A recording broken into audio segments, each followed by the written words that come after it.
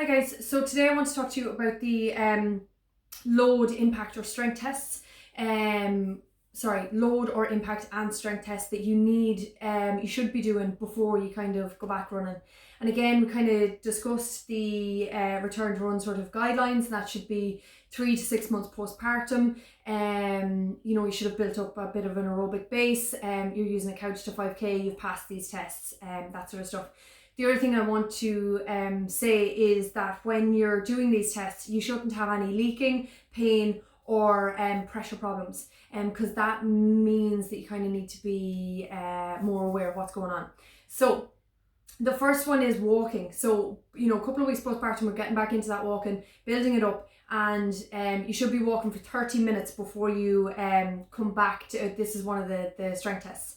And again, no leaking, pain or pressure. So if you come back from your 30-minute walk, you've got a bit of pain or pressure in the pelvic floor, it just feels a bit tired, a bit fatigued, well then you need to go back and look at maybe some strength work for the glutes, the legs, and the pelvic floor itself.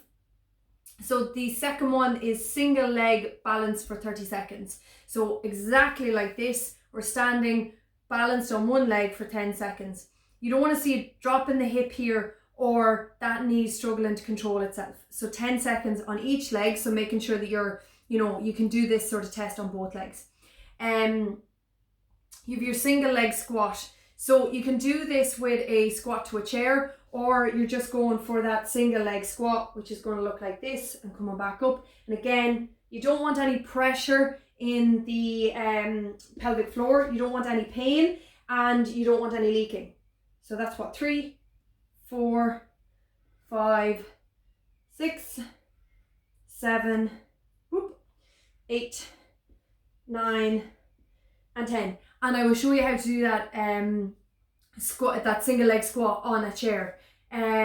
Your next, and obviously you would do the other leg as well. The next one is, sorry, I had to write these down. Jog on the spot for 1 minute. So that's literally just making sure you've got good form, your ribs are over your hips, your knees are coming up, you're landing lightly, you can use your arms as well. And again, you don't want any leaking here, you don't want any pain or pressure down the pelvic floor after that minute. Forward bounds by 10. So 2 feet together and you're literally jumping forward. You want to go 10 in a row. I'm not going to do 10 in a row because the room is too short. So basically that's the same sort of load and impact. Again, it's pressure, it's load on the pelvic floor, so no leaking, no pain, no pressure. The next one is hopping in place, one leg by 10. So we're going to do 2 of these. So 1, 2, 3, 4, 5, 6, 7, 8, 9, 10.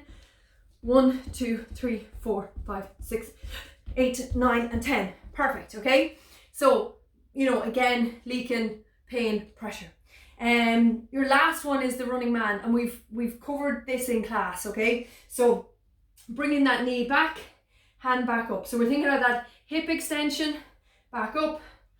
3, 4, 5, 6, 7, 8, 9, 10. Cool. You obviously do the second side. So I'm just about fit enough, good to run, okay?